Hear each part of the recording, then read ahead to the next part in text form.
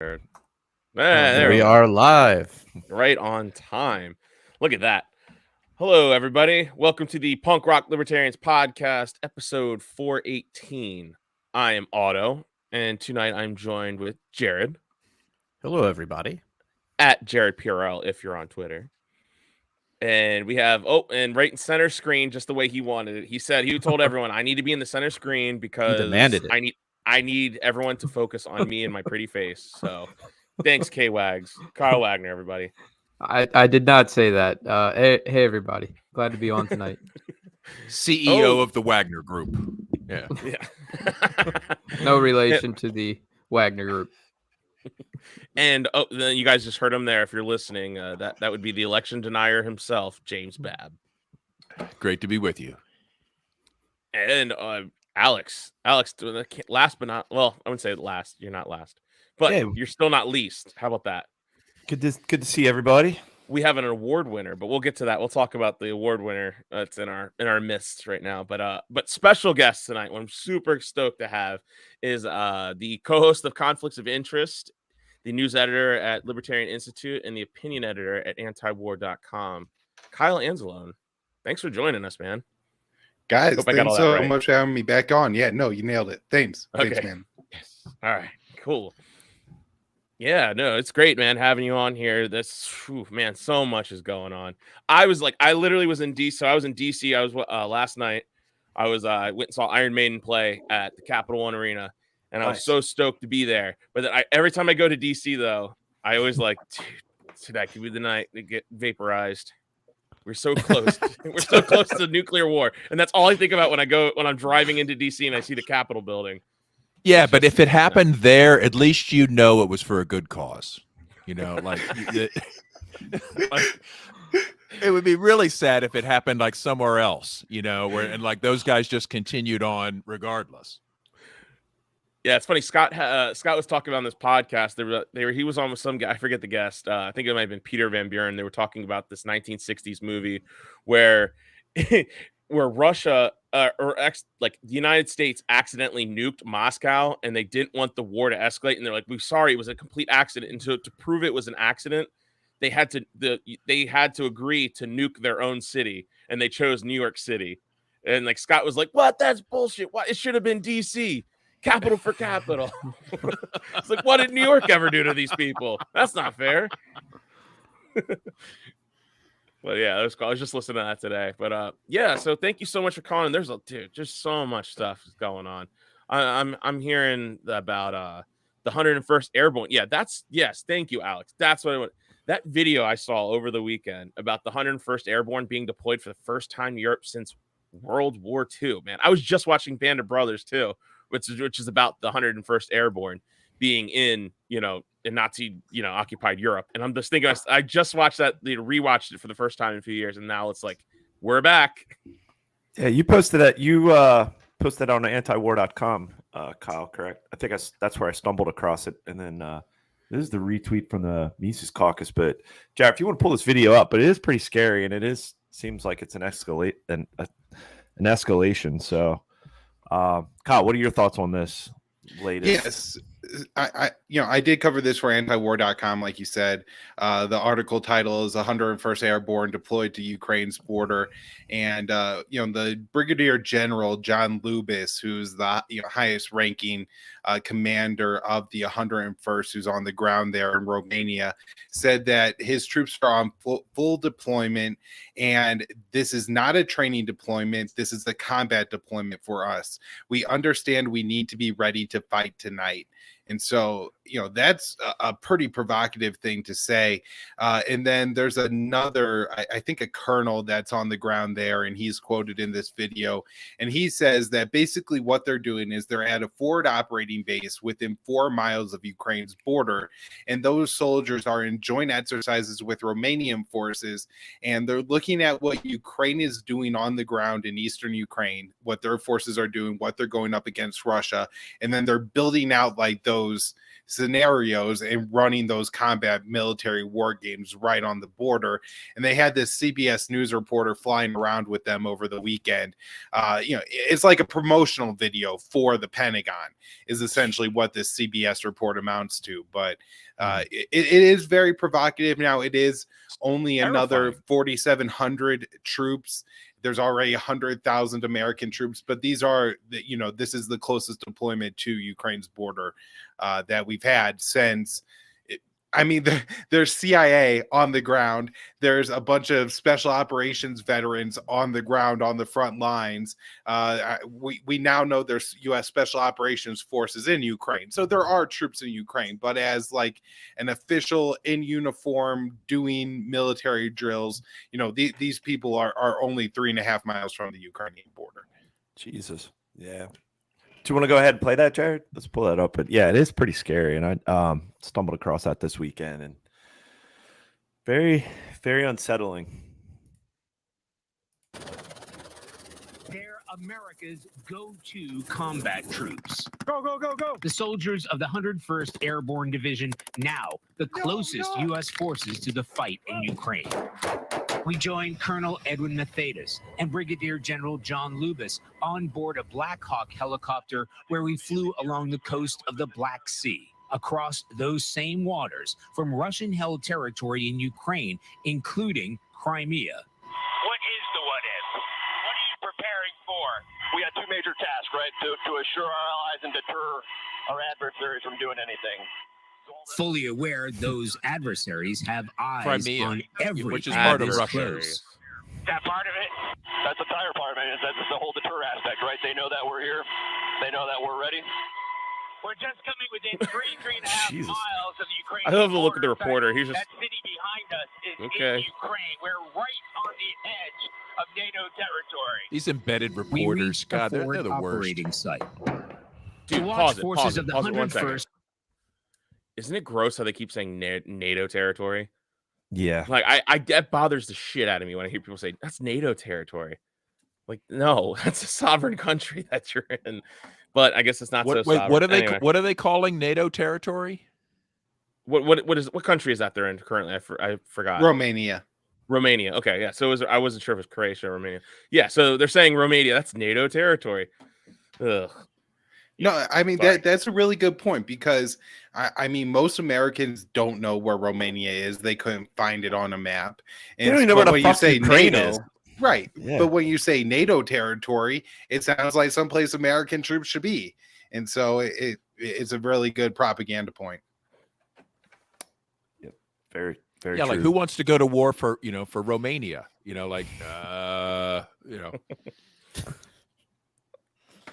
Wow. But it It's- is terrifying. Is there any sign of pulling back from the brink of just further escalation? It just seems like it's just so reckless and nonstop. Is there any hope out there?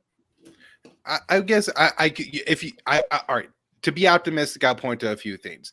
Joe Biden was at a fundraiser. So, these are donors that he's talking to. And at that fundraiser, he acknowledges the world is closer to nuclear Armageddon than at any point since the Cuban Missile Crisis. So, scary Thanks to that his we're brilliance, right? right. Thanks to his strategery. But thankfully, the president recognizes that. And then, two, there's been a series of phone calls between so Lloyd Austin talked with the Russian defense minister for the first time since May 13th on Friday, and then Sunday they had another call. And the reason I think that there may be some potential good news here, because publicly all we got about these calls is that they happened, both sides warned of escalation, and Russia warned of a potential dirty bomb false flag that was going to happen in the Kherson region. But very little details have been provided about these calls. And I think Lloyd Austin is somebody that's pretty close and loyal to Joe Biden. So there's some potential, I think, that the calls between the defense ministers here maybe has a little bit more to it. And then the third point I would make is the Turkish president, Recep Erdogan, has said that he feels like the Russian position is softening. And Erdogan, while being the head of a NATO state, has maintained economic ties with Russia and almost brokered an end to this whole war in the end of March. There was a deal on the table that both sides were receptive to, and it was the UK Prime Minister Boris Johnson who went to Kiev and ruined those talks and told Zelensky not to sign a deal and that they wouldn't back it, and that's why those talks fell apart. But those were brokered by Turkey, and so Erdogan maintains a relationship with Putin, and those two have talked several times. I think actually Turkey, they applied to be a member of the Shanghai Cooperation Organization, which is the main Chinese sponsored kind of alternative to the US centric world economic policy. So Turkey is looking to extend and maintain its relationship with Russia and other countries sanctioned by the US. Yeah, that's so that was just a couple months ago, but that's been scrapped, correct? So any other signs that we might be Russia has said in recent weeks that they're open to talks and things like that. It just, it really depends. We're not in the back room, so we don't know actually what, Putin is saying, like, these are my red lines. This is exactly what I need to accept. This is what I won't accept. But, from what happened in March, it seemed like there was a deal on the table that was agreeable to the warring parties here. And it was NATO, the US, the UK that squashed the deal. And so I'm not sure if something like that could be brought back. Now we're looking at a war where maybe hundreds of thousands of people have died when you count the soldiers on each side, the civilians, people who have maybe died from not from being shot, but other causes of this war. And so, that just creates a lot of hostility, and it makes sometimes these wars harder to unwind the longer they go on.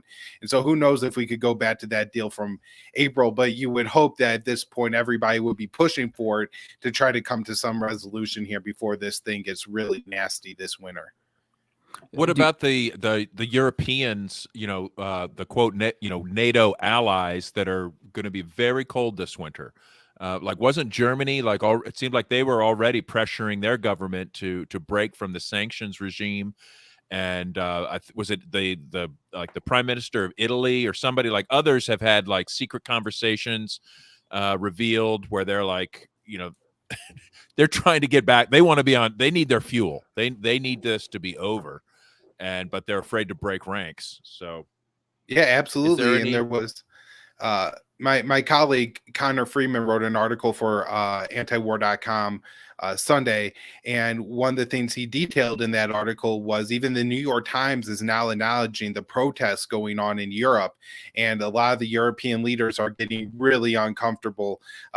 Truss, the UK Prime Minister Liz Truss, who was a complete lunatic, and I feel a little bit better today knowing that she's out of power. This is a woman. Another colleague of mine, Will Porter, wrote this article for the Libertarian Institute a couple months ago, where she was doing a TV appearance in the UK when she was likely to become the next prime minister, and the announcer asked her, this would be really hard to do. Are you ready to launch nuclear weapons? And she's like, I'm ready to do it, enthusiastically. And he's like, but begging to do it, right? And he's like, but are you sure? And she's like, yeah, I'm ready to do it. And so this one was a complete lunatic, and good that she's gone. But the economic instability is making European leaders very uncomfortable right now. Did you see that leaked audio from Berlusconi where they were? I think he was. It was like a leaked conversation where he admitted that NATO had provoked the conflict, and they're exchanging vodka and wine and whatnot with Putin, and just literally exposing the fact that they're not adversaries in this. But said something like, "Oh, if people knew my view on this, it would be tragic for the coalition." Good Lord. I had not seen that, but I'm kind of not surprised. I think he made some pretty bold statements and was out with the protesters this past weekend. Well, how many of these European leaders have thrown their own people, under the bus, right, in their quest to for Klaus Schwab or whoever, NATO, whoever they're working for? It just seems like they have a complete disregard for the benefit of their own countries. So it's really astounding to see how far they'll go. The things they've said about, well, regardless of what the voters in my country want, we're standing behind Ukraine till the last one's dead. You Yeah, know, it's kind of the attitude. America will fight to the last Ukrainian. That's lovely. Yeah.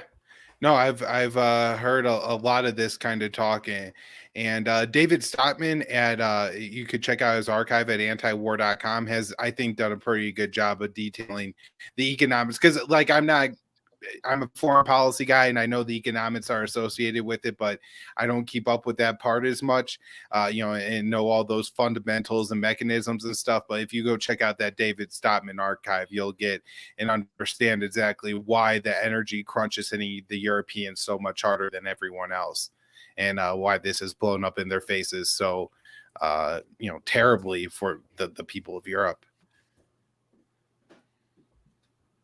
By any chance, do you know the terms of that peace deal, that the Turkish peace deal?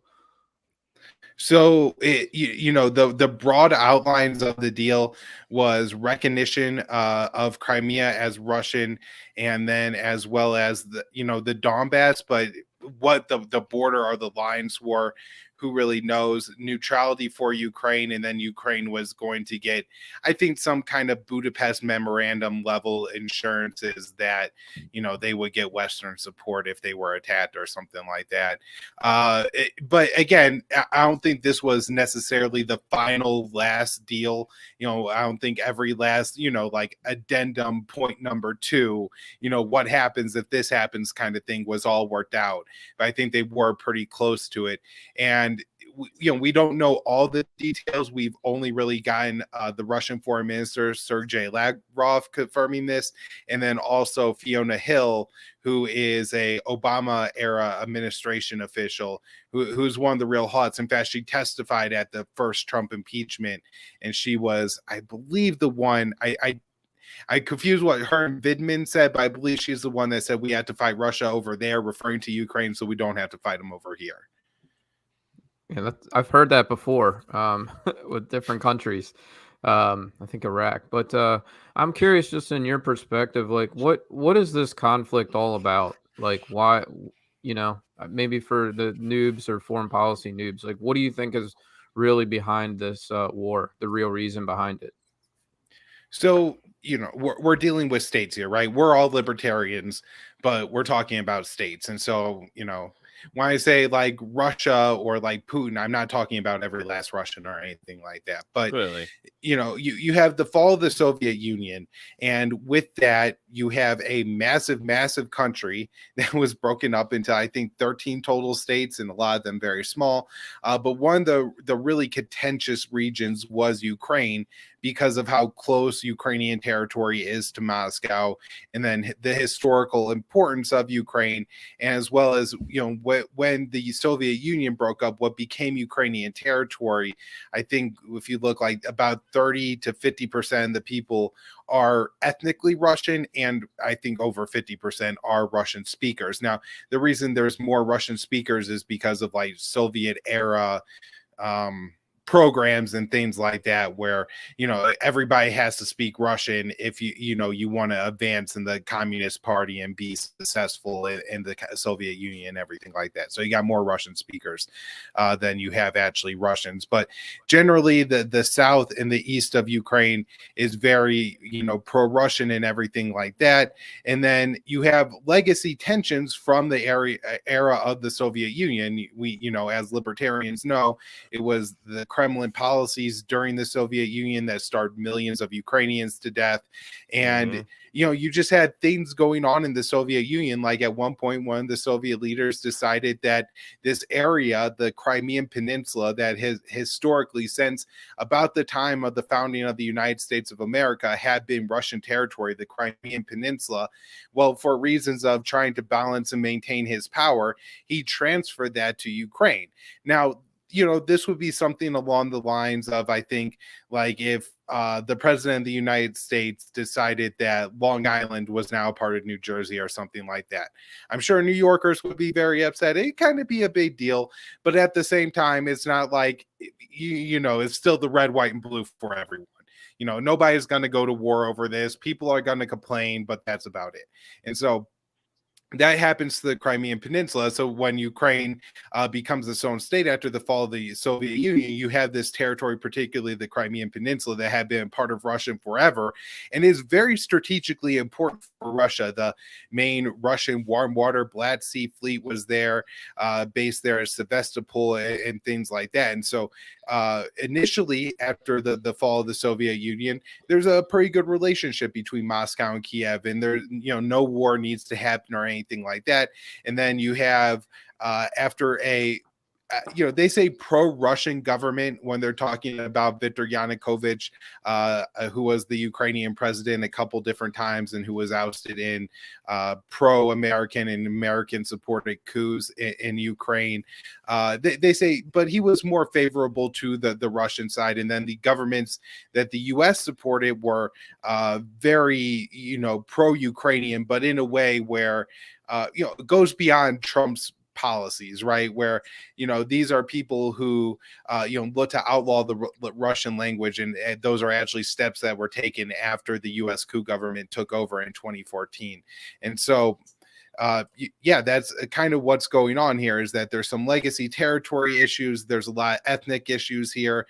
And, you've now created a situation where, because there's been a couple of U.S.-backed revolutions that have really allowed a very radical, portion of the Ukrainian population to take control of Kiev, and then the militant neo-Nazis that were fighting in the east of the country from 2014 to 2022 in the Donbass region. The moderate rebels. That's what we call our moderate rebels in Ukraine.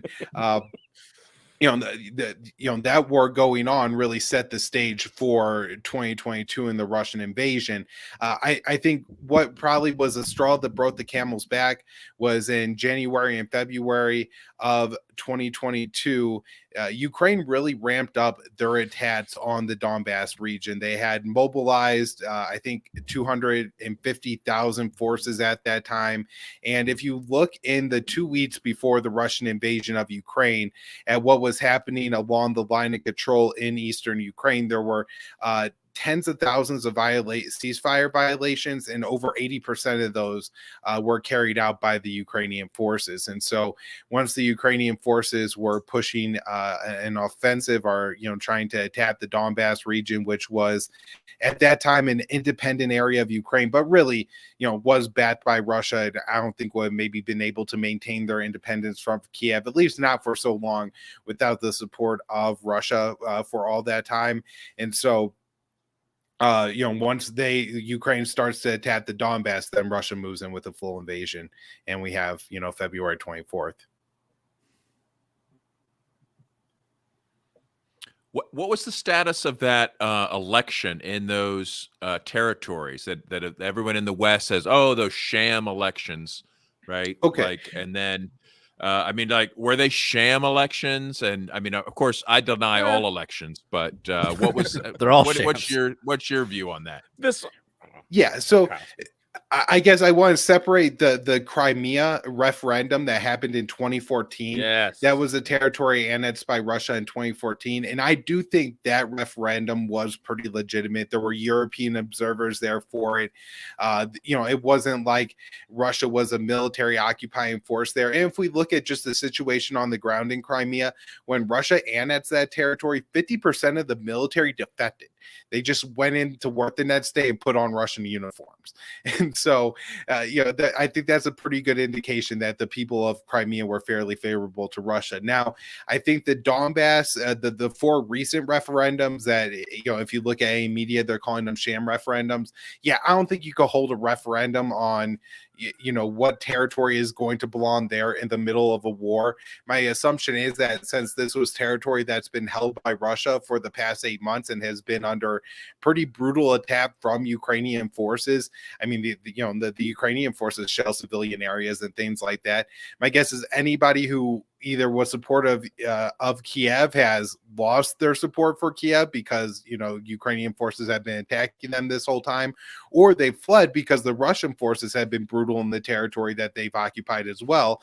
And they're, worried about infiltrators and things like that. So they're not going to let a bunch of pro-Kiev people just hang around. So they've either removed themselves or been removed. So if you're wondering, like, if the people who were in these regions of Ukraine, that they probably voted for Russia or voted to join Russia at the end of September, but I don't think that's necessarily representative of what would have happened in January.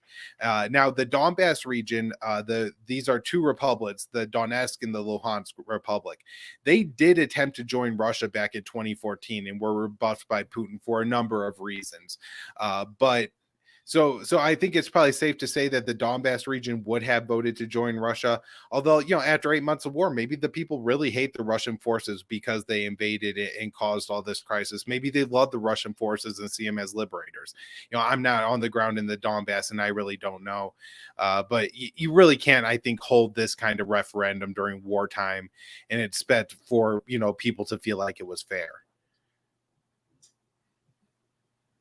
I think everyone just needs to let's abolish Kiev and Moscow rule, right? Like, what if just everybody got left alone and be like, all right, guys, it's over. Like, just everyone go back to work. I'm offended that you said Kiev instead of Kyiv. That's what I'm triggered about right now. How dare you? You're such a bigot. That's Russian propaganda.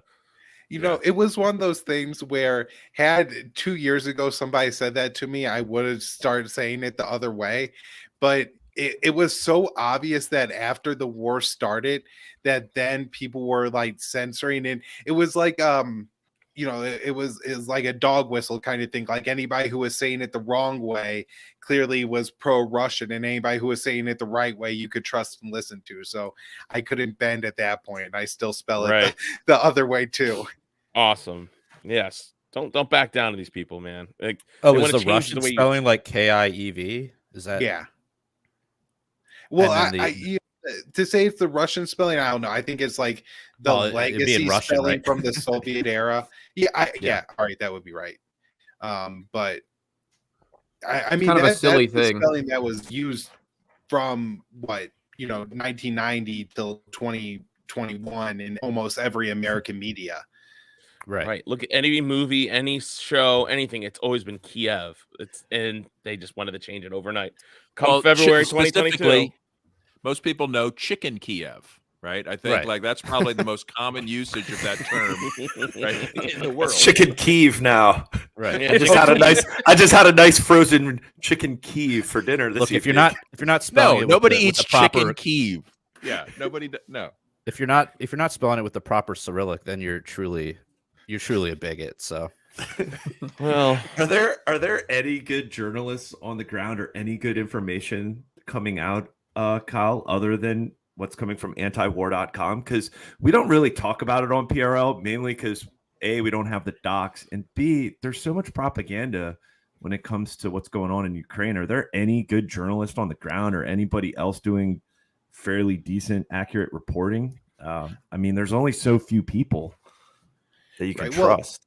I mean, it's really hard to report on the ground from a war zone just because you have to embed with one military or the other, essentially, to do it. And then you can't be too mean to that military or else you're putting your safety at pretty severe jeopardy. So, reporting on the ground is kind of hard. And then also just, this has been my experience with covering wars in Syria and Libya and, all over the Middle East and other countries is, sometimes things happen and unless you're actually like in that city, you really aren't going to understand it until it's covered and reported later. And so, today they're saying that the Kherson city, this very major city that Russia took in the early days of the war, is going to fall to Ukrainian forces. But then if you look on Telegram right now, everybody in the city is saying that the civilians left, but the Russian soldiers are all still there ready to fight the Ukrainian soldiers. But if you look at all the more mainstream media reports, they're kind of saying and indicating that the Russian forces had withdrawn everyone, the soldiers, the civilians entirely. So it's kind of hard to figure out all the time. I try my best to go off of press releases and things like that. So, from different governments and then to read between the weeds. And what was that, Brian McWilliams or Brian Williams, the Oh, Yeah, Brian Williams. I don't know No, why I that's read our the friend. like, libertarian. Joe the OP yeah. says Brian Williams has been reporting from the front. I don't I know was if anybody there. recently saw it was, I think, a BBC reporter, and he's like laying on the ground covering under a little dirt embankment, and then there's just some lady in the background walking her dog. It's in like South Jersey or something. Yeah. Everything they do is so fake. It's just disgusting. Well, so there's one other thing, and we were talking about the language stuff earlier, so I want to get back to this real quick. So something that I learned since the start of this war that has been one of the most fascinating things to me is that the president of Ukraine, Zelensky, didn't actually speak Ukrainian until he ran for president. What? He spoke Russian. Whoa. The show Servant of the People, this major show that everybody talks about, it's Right. in Russian. And in fact, I found some blogs that would, these are like I think this is the Ukrainian liberal SJW type. They're complaining about the show Servant of the People in these blogs because all the sophisticated real statesmen speak Russian, and all the backwards redneck dumb idiots in the show who are like the comic relief are the people that speak Ukrainian. And so they thought Zelensky's show was racist against Ukrainians. Now Zelensky made this movie. Wait, is this okay? Go on. Made this movie Love in the Big City 2. I think it came out in 2013. I've never seen it. It sounds like an absolutely fantastic rom-com though. If you look at the title, it looks like a goofy American rom-com type movie. It was banned in Ukraine because there was a neo-Nazi that was ahead of the culture bureau or whatever gets to give out the ratings for movies in Ukraine, and because the movie wasn't Russian, he banned the movie. And so Zelensky's movie was actually banned because it wasn't Russian. I'm sure once he became president, he unbanned his movie, but I couldn't find a little note anywhere that said that movie had actually been unbanned at any point in time. What's the name of the movie again? Love in the Big City 2. I don't know the Ukrainian name. I want to see the first one before I can see the second one. Yeah. How am I gonna? Right, I gotta gotta see Love in the watch City them in 1. order. Yeah, The first one has Putin. I'm not gonna understand what's going on. Let's see if it's on Amazon, or let's check if it's on Netflix. That wasn't the same. Was that remember there's a famous scene where Zelensky plays the piano in an unusual way. Do you know what I'm talking about? I'm not familiar. How unusual. Well, I just posted a clip of it. It's a skit where he plays the piano with his genitals. I just thought this, I don't know. This is the kind of, this is the guy that's getting billions in dollars in weapons. And Should we play this? this Yeah, was really let's play popular it. when he, All right. Do it. I want to see Zelensky. Yeah, This is so low quality. I guess that's the best I got. yeah. Like All right, one second. an American Idol show over there in Ukraine or something.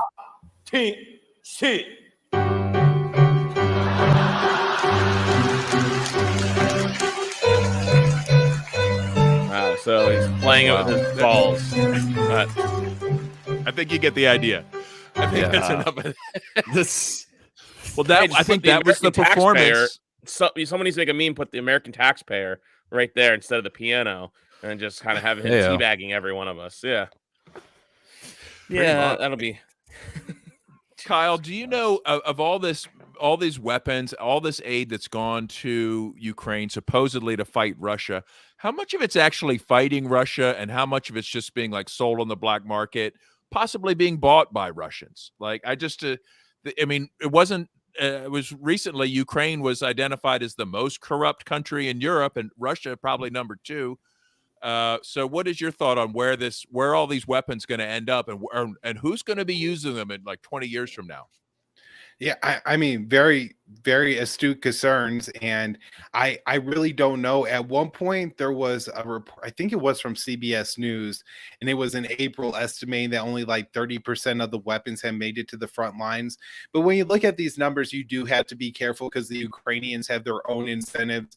Recently, they were complaining about the Europeans not delivering their aid fast enough. And so they like to say, hey, you're not giving us enough of the right weapons in a fast enough amount of time.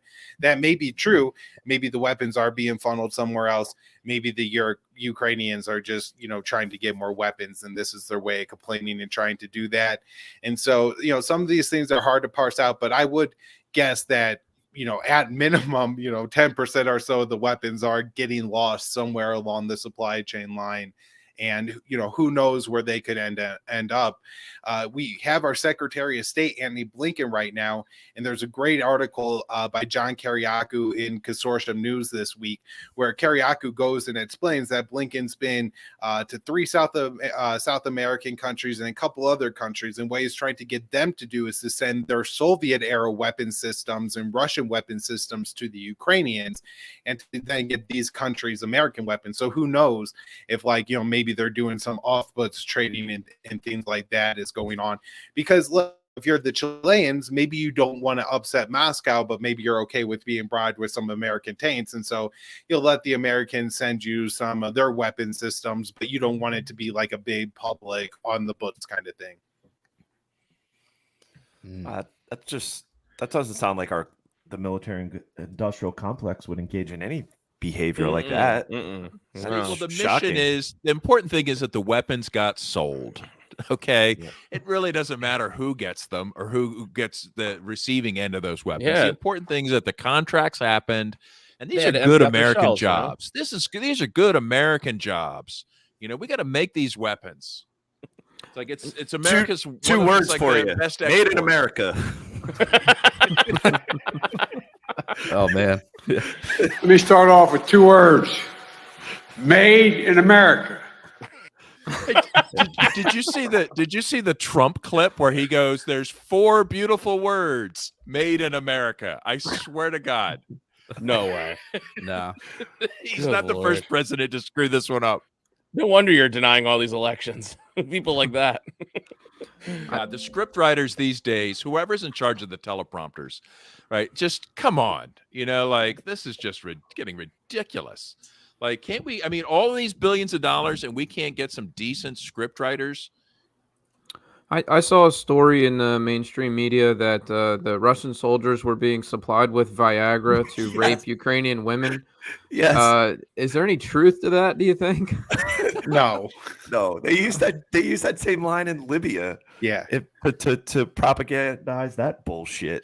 What about any babies in incubators this time? Yeah. So there was this crazy thing that happened. I think this was in, I would say May or June.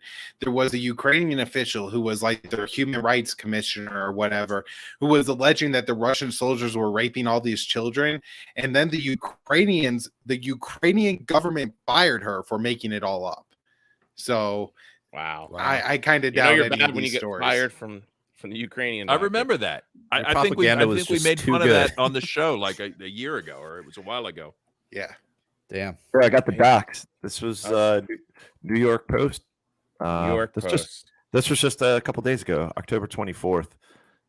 But Russian is giving soldiers Viagra to rape Ukrainians. UN official. It's from the UN, so you can trust them. Oh my God! It's really from the UN? Yes. Oh my God! They're legit. You can trust them. Oh. It sounded suspicious to me. I was like, really? When you hear women testify about Russian soldiers equipped with Viagra, it's clearly a military strategy. It's like the meme from Back to the Future where Marty's going, he's like, "Hey, I've seen this before. It's a classic." What the fuck? I mean, they are stooping to all-time lows. I came home today and just flipped on Normie News just to kind of unwind for a minute. And just to see what the propaganda is. And they were running an article on CBS on Charlie Indigo Alpha broadcasting systems, but it was an article or a news report, in the last report before Lester Holt send-off, but basically an organization from Oklahoma, like it's the largest animal sanctuary, apparently went over to the zoo in Kyiv to rescue all the tigers, and this long journey to rescue the tigers from a war zone. And these because soon heroes, the Ukrainians will be eating them right, because they're out of food, right? Like they had to do in Venezuela, right? Yeah. This is this type of propaganda. So This is to save them from socialism, right? right. Yeah. I'm not surprised they ran back the Viagra story. I mean, they're stooping to all-time lows in reruns when it comes to this propaganda. But anyway. Oh god, so funny. It's just so funny. It's just they keep on regurgitating the same old thing and just expecting us to swallow it. And for the most part, people will. I guarantee you, 5-10 years from now, someone will say like, "Oh, they were giving Viagra to women, to their soldiers." I guarantee it. See, but this is the problem. To me, this is a problem with Hollywood these days, right? There's nothing new under the sun. They can't get an original script out to save their life. It's some repackaged woke bullshit at best. Reboots, like trying to milk the existing brands, like we already did the proxy war against Russia, funneling money to violent groups. It didn't work out well, right? Like it's not going to work out well this time either. And the propaganda. Well, it's going to work out well for the defense contractors, so that's why they keep doing it. Dude, Right, you should God, show the meme. Show the meme I posted from my last link I sent over. It's a good one. I stole it today. You seized the memes, Conrad. Yeah, I seized the memes of production. Yeah, it's fun. Oh, it's taking you a minute. I can vamp that long. Oh no.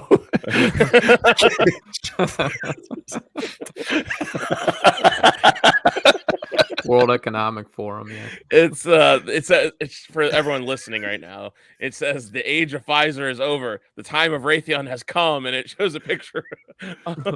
I forget what this is. The name of this type of creature. Is it the orc? The orc? Yeah, the orc. Thank you. Yeah, the orc. Superimposed on top of what's his face's head. God, words are hard. I don't know. Klaus Schwab. Klaus Schwab. Thank you. I got you, man. Yeah, appreciate Uncle Klaus. You eats the bugs.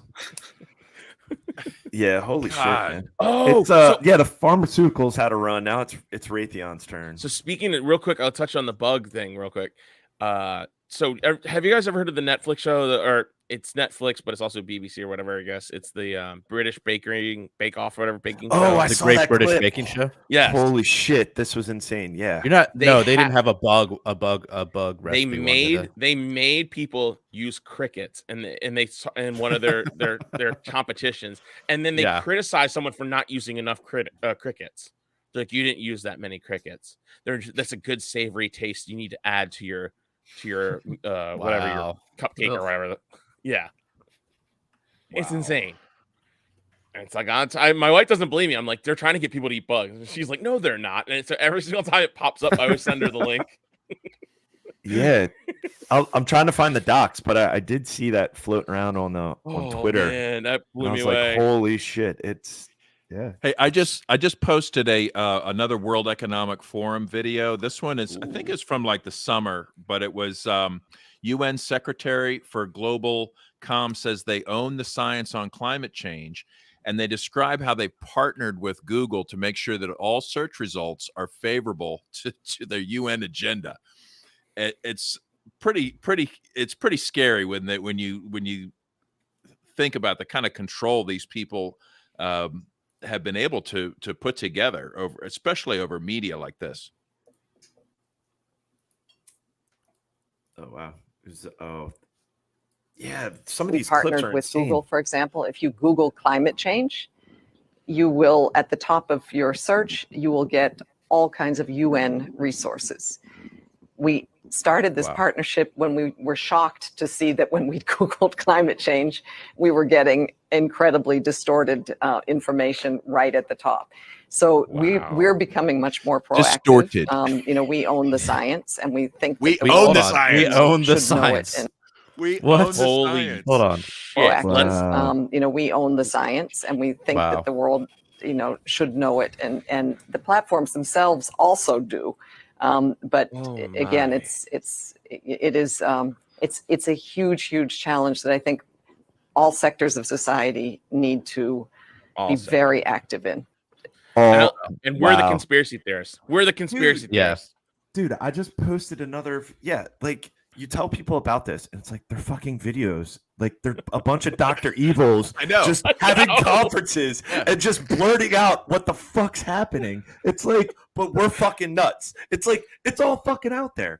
Like this guy. That's what Clown World's all about. It's like Yeah. they just say what's happening, and we say, "Look," and they go, "Oh, you're crazy." And I'm like, they just did a whole fucking TED talk of insane tyrannical shit. And Again, again. Tyrannical TED Talks. There you go. tyrannical TED talks. Like, That's a good title. Thank fucking you. hell. Alex.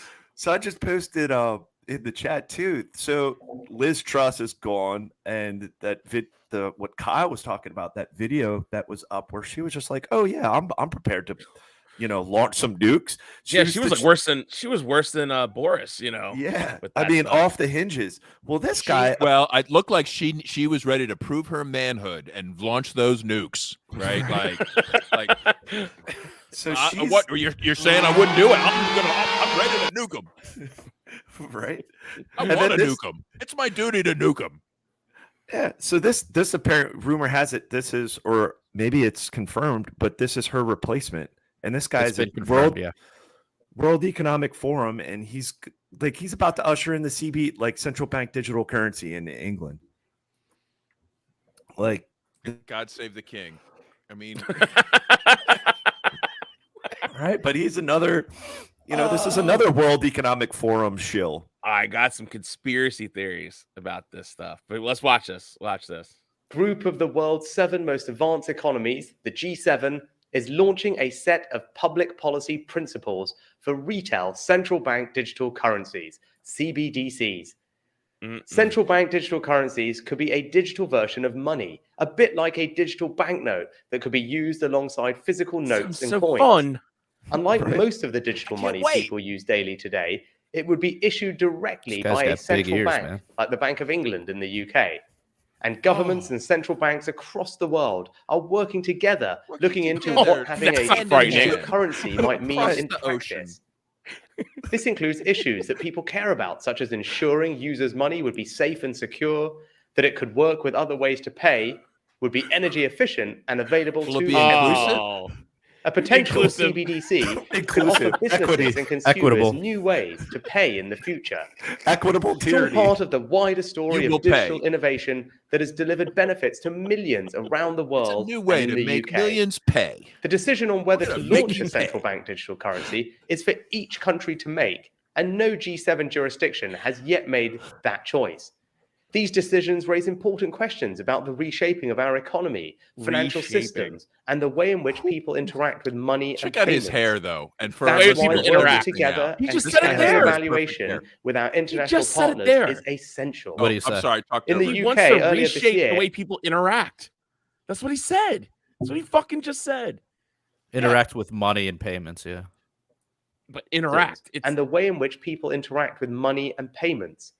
That's why working together and careful evaluation with our international partners is essential. In the UK, Essential. earlier this year, I announced a new joint task force between the Treasury and the Bank of England to look into a potential CBDC as a complement to cash and bank deposits. Ooh, a compliment. We're also hearing from firms, technology experts, and more others. CBD, less CBD. Under the leadership of the UK, this report that down. today will help support and inform exploration of CBDCs in the G7 and beyond. With these principles, the G7 is leading an important. All right, that's enough of that. Yeah, shit. I can't. I What can't. do you take guys it think anymore. about his hair? Am I right? That was some seriously sculpted hair. Like they really went all out for this for this role to sell this thing.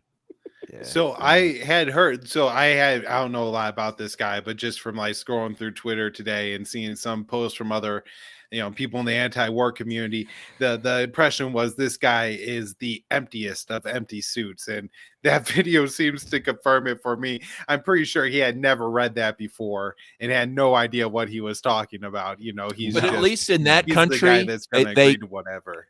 yeah. And At we least will in that take country, over they the take world. Ha ha ha ha ha. they take time though to at least hire a guy that can read a damn teleprompter. Okay, True. is that too much to ask? It did right sound here like in the English, United even if it States? was the British kind.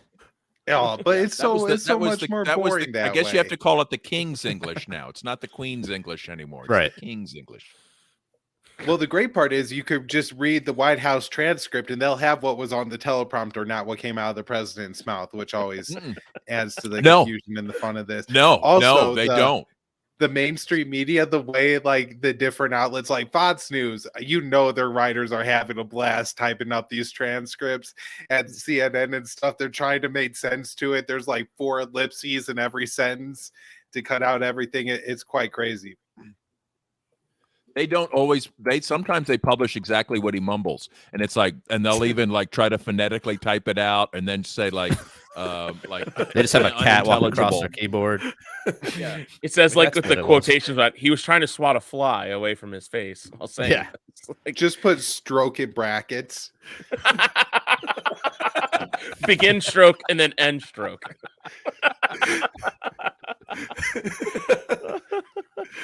Oh God. God bless Meat Joe. Meat Joe. Poor Meat Joe. CGI Joe is much more efficient.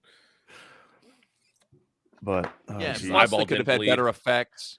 Like they could have given him like cool like Terminator like effects. Where he could like turn into liquid metal or.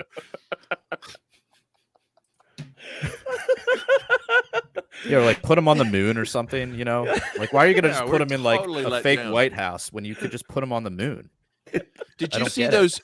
Did you see all that green screen stuff with Zelensky where there was like all these photos of him using the green screen? Like, what's up with that? I know war is always fake, but Jesus, put a little effort in. It's real with all the dead people. Lunatic Zelensky this week said that there should be strikes on the Kremlin if anybody bombs the street of the presidential palace in Kiev. So my guess is he's pretty worried and is trying to avoid a decapitation strike. It's playing some green screens. Well, he's hoping he's lucky he might not just end up like Gaddafi, dude. Like he might just be on the streets getting sodomized with a bayonet. With the way shit's going, man, the way the United States could flip on him in a minute, dude, that guy would be decapitated in like 5 minutes. Seriously. If he makes an agreement, I think he has to worry about his own people doing it. I mean, that's one of the things that what was really discussed about Zelensky's presidency. That one of the things he said that he would do was implement the Minsk agreement. And after 2014, the civil war broke out in Ukraine. This is what balance the Donbass, the Russian-supported side against Kiev, and Zelensky didn't implement this. There's a video of him. This is unbelievable. He goes to the front lines, and there's some Azov, our I think right sector fighters there. These are neo-Nazi aligned fighters, and he's telling them like, "Look, you guys gotta stop fighting. You guys, we're going to implement the Minsk agreement." And they're saying no, and they're laughing at him. And he goes, "I'm 41 years old. I'm a man. I'm the president." And, whenever you say I'm 41 years old, that's how you have absolutely no authority. And so, they laugh. I'm a man. I'm 40. They keep fighting. And so, if Zelensky needs the U.S. backing to not get lynched by these people if he decides to make a deal. I just think about it. All that weapons that we gave to arming AQAP in Syria led to ISIS. Like, what are all these weapons that we're talking about giving like Abrams tanks to the Azov battalion? Like, that doesn't sound like something I want to be a part of at all. Yeah. Do you think?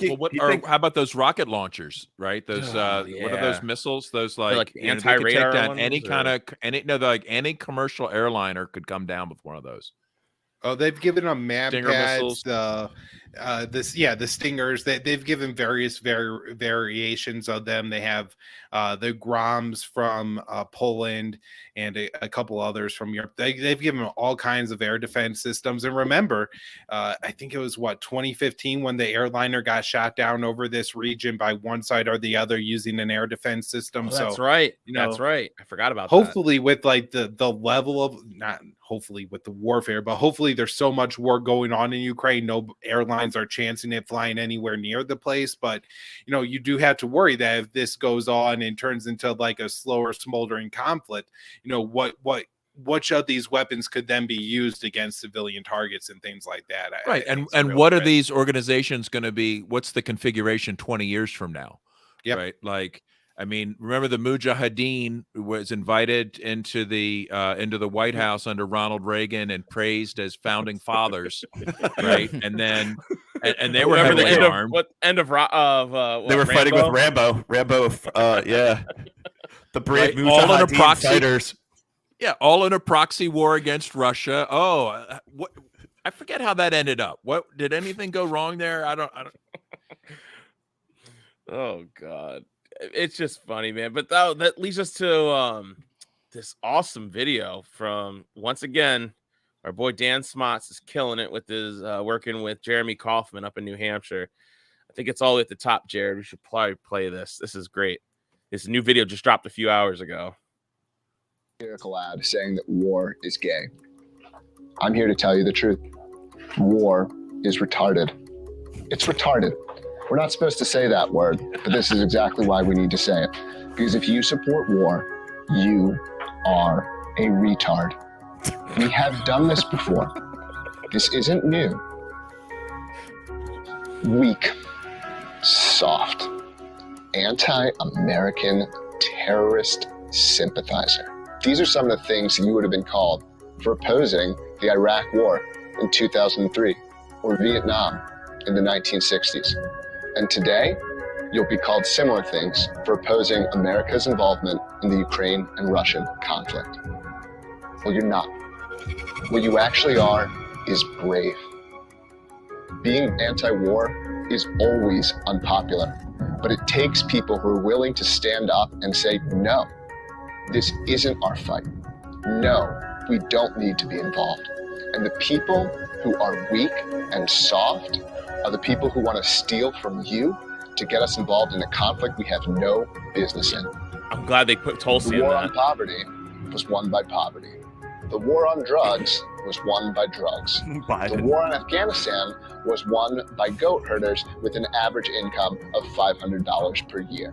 Don Baldock and Maggie Hassan want us to fight China and Tulsi's Russia up in New Hampshire campaigning for this guy. What boggles my mind, Steve, is the fact that we haven't gone all in on this already.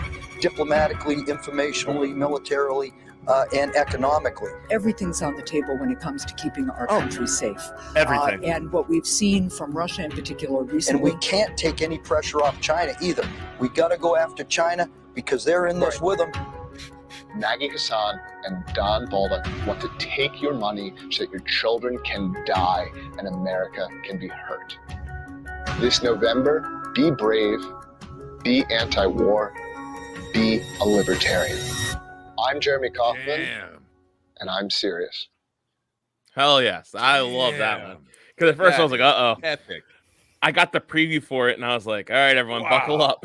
But he hit it with some great. Well, he draws fire, and then it's like, oh yeah, now we're serious. It's fucking fire. That is so good, man. That is the best libertarian video, like campaign video I've ever seen. Yep. Oh, I know. Well, they're usually garbage, so it's not really that big of a deal. But the bar is pretty low. The bar is very low. Oh God, someone. I know. I still really like the one that he did for Spike back in the day. That the that LP took down. Yeah. God. Which, speaking of which, I was just about to say, someone referred to Joe Jorgensen as Joe Snorgensen. Oh, Jorgensen. And I laughed. I'm still laughing about that. Joe Snorgensen. Oh, it's so obvious. It just made me. I was like, so stupid. It made me laugh so hard. Oh God. Oh man. Well, so that hasn't really been released yet, or it has been released? No, it has on YouTube. Status? Okay. Is it good? I mean, is it tweeted it? Yeah. Have people freaked out yet? Not yet. It's only a few hours old. Just wait till it makes its rounds. It'll hit the Fakertarians group. Looks like it's got 37,000 views on Twitter. Damn. Well, yeah. Well, I retweeted. If you guys who are listening right now, you want to share that, you can go to the Punk Rock Libertarians feed and see it's. Scroll down, you'll see it. You can retweet it from there if you want. But I was really impressed with that. That is gold. I mean, and this is on top of a string of major successes. You think we'll take this over to the after hours? Yeah. This has been good. I mean, this flew by. Kyle, thanks for. I mean, are you good to record with us? We're going to record a little bit of after hour show right after this one. Are you cool to stick around? Yeah, I just need to fill up my water, but absolutely. Perfect. Yeah. All right. Ooh, Cool. All right. fill her Well, up. yeah. Let's keep this conversation rolling over to our After Hours podcast, which we're going to record right after this. And if you guys want to hear it, you guys please check out our Patreon and subscribe for as little as $3 a month. You get access to all of our shows and all the past shows we've done. And also, if you don't feel like using Patreon, you can go to prlfans.com and find other ways to donate to the show. And we also have t-shirts for sale over at libertariancountry.com. If you use the code PRL or PRL Podcast, you get a 10% discount. If you spend $50 or more and use the code PRL2, you'll get a 20% discount. And Kyle, before we dip out, do you want to let everyone know where they can find you and your social media? Feel free to plug away. Yeah, thanks so much. I'm on Twitter at Kyle Anslone _. I got kicked off Facebook in May. No reason was given. They just permanently sucked my account after I never gotten suspended or had a post taken down or anything. So no more Facebook. I'm on Twitter though. You can find the show, YouTube, Rumble, Odyssey for video version, up anywhere you can listen to podcasts. There's a Libertarian Institute all podcast feed. So if you're really into foreign policy, you get my show and the Scott Horton show on the same feed. Nice. I'm at the Libertarian Institute. I write probably at least one news piece every day, Monday through Thursday for the Libertarian Institute. Fridays I write at antiwar.com. And then my show is Conflicts of Interest. I co-hosted with Connor Freeman. So at least 3 shows a week. Monday, Wednesday, Friday is the usual scheduled days, but things come out when they come out, but you always almost 3 shows a week. Awesome. I want to strongly suggest people become monthly donors to both antiwar.com and the Libertarian Institute. Absolutely. Seriously. Like if you're not, like you're just missing out. I mean, it's like they're both like right over the target. And, we don't have that many, institutions doing that kind of work. So seriously, throw them a bone. Yeah, thank you so much. We have our fundraiser right now at antiwar.com.